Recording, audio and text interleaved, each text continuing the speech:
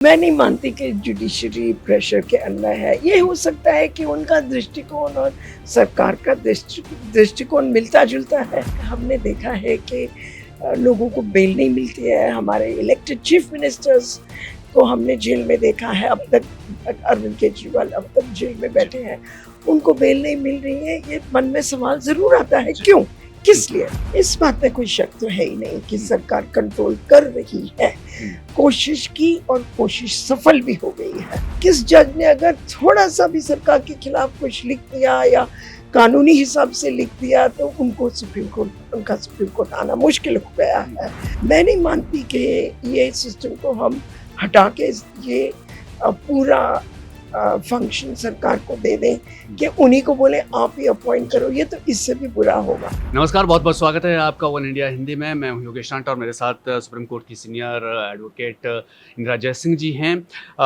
सीधा आपसे सवाल सबसे पहले ये कि पिछले 10 साल में जिस तरह के हमने कोर्ट का रवैया देखा, आप क्योंकि उसी कॉरिडोर से आती हैं, ये कहा जा रहा है कि जुडिशरी किसी प्रेशर के अंडर काम कर रही है।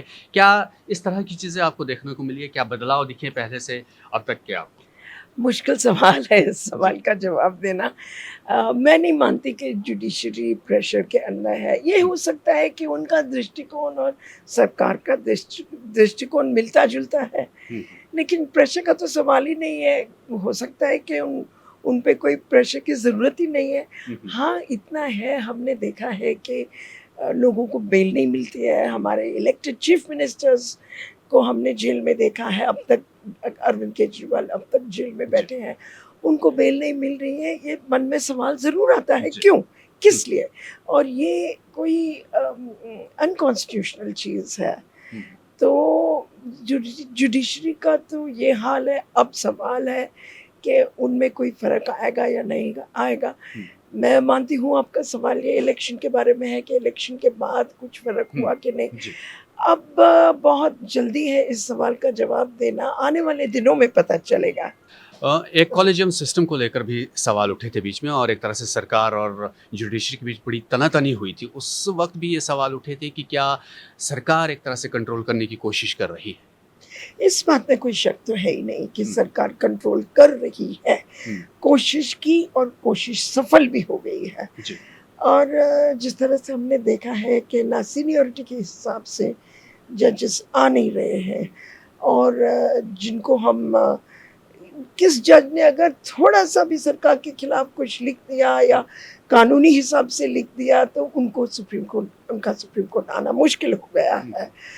तो ये तो पक्की बात है कि जैसे बैकडोर के थ्रू सरकार जो चाहती है वही हो रहा है जजेस के अपॉइंटमेंट में।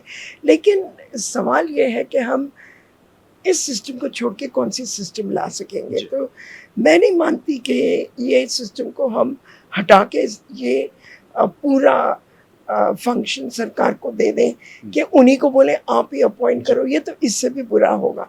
इसका सॉल्यूशन एक ही है, जजेस को अपनी हिम्मत दिखानी पड़ेगी। जजेस को अपने बलबूते पे डिसाइड करना पड़ेगा कि हम किसको लाएं किसको ना लाएं। वो नहीं हुआ है। तो ये ट्रेंड क्या आप ऊपर से नीचे तक देख रहे हैं? क्योंकि अभी हाल ही में आई थिंक 2 दिन पहले ही सीजीआई ने भी ये सवाल किया और कहा उन्होंने पुणे में लॉ यूनिवर्सिटी में कि डर रहे हैं नीचे वाले जज, हमारे बेल देने से डरते हैं या डिसीजन लेने से डरते हैं। तो ये स्थिति से कैसे बाहर आ जाएगा फिर? जी, सवाल ये है कि कौन डर रहा है, सुप्रीम कोर्ट डर रहा है या मैजिस्ट्रेट्स डर रहे हैं। सुप्रीम कोर्ट में जो होता है वो धीरे धीरे नीचे तक पहुंच ही जाता है। तो मैं तो यही कहूँगी कि आप पहले अपने आप को सुधारो, उसके बाद मैजिस्ट्रेट्स के बारे में बात करो। जी, चलिए अब 3 जो क्रिमिनल लॉ जो अमेंडमेंट्स की है सरकार ने, बदलाव किए, कहा जा रहा है कि हमने जस्टिस को फास्ट ट्रैक करने के लिए किया है, आम आदमी को जल्दी से जस्टिस मिले इसलिए किया गया है। लेकिन कई सवाल इसके ऊपर उठ रहे हैं, आप भी उठा रही हैं, बाकी लोग भी उठा रहे हैं। हम आम आदमी की नज़र से ये समझना चाहते हैं कि आपको क्या खामियां लगती हैं इसके अंदर जो आम आदमी को सचेत होना चाहिए या उनका नुकसान हो सकता है इससे? देखिए, किसी भी इंसान को दुनिया में अपने जान से ज़्यादा कोई चीज़ प्यारी नहीं है। और ये जो फंडामेंटल राइट्स हैं हमारे, उनमें से एक मूलभूत फंडामेंटल राइट ये है, right to life and personal liberty. अब उस राइट पे, उस अधिकार पे बहुत बड़ा धक्का लगा है इन कानूनों से। तो आम आदमी पे तो यही असर पड़ेगा। और जैसे आज के मीटिंग में भी लोगों ने कहा कि आम आदमी में भी तो बहुत सारे आम आदमी हैं, बहुत अमीर आम जी। आदमी है, बहुत गरीब आम आदमी है। अब अमीर लोग तो अपने वकील ढूंढ के पैसे दे के कुछ भी करके बेल से निकल सकते हैं। सवाल ये है कि हमारी जो वर्किंग क्लास है, जो जनता है, जिनके पास न कानून की जानकारी है, न वकील है, जी। न इस देश में लीगल एड सिस्टम है, जी। उनका क्या होगा?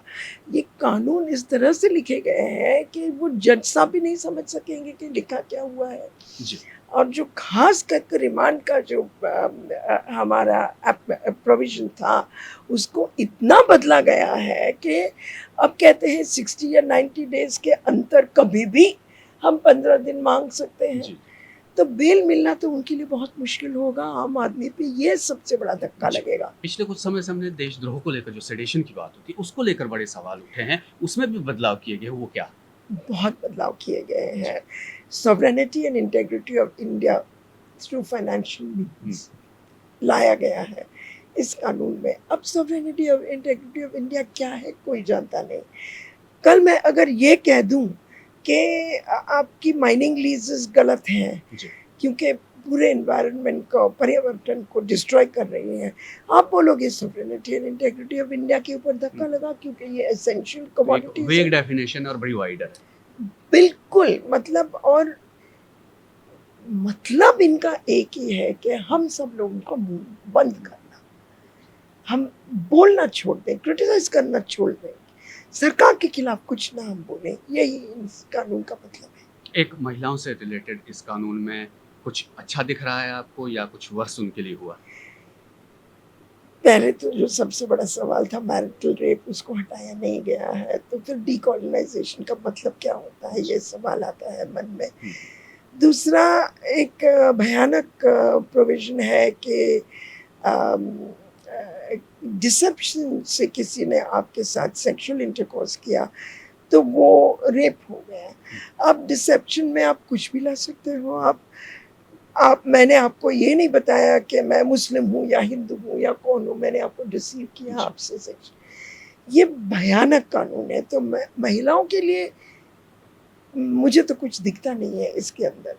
तो क्या ये चैलेंज किए जाएँगे या आप लोग सोच रहे हैं क्योंकि आप सिविल सोसाइटी में भी काम करते हैं चीज़ों देखिए, को इसमें लेकर? कोई शक ही नहीं है कि ये चैलेंज किए जाएंगे। अब मैरिटल रेप के बारे में चैलेंज तो पेंडिंग है जी, कोर्ट जी, में। वो तो है। तो लेकिन ऐसे ही वेगली चैलेंज करना भी सही नहीं है। किसी केस में चैलेंज करना पड़े तो ज़रूर चैलेंज करेंगे, इसमें तो दो राय नहीं है। जी। चलिए बहुत-बहुत शुक्रिया वन इंडिया से बात करने के लिए इंदिरा जी, बहुत-बहुत धन्यवाद।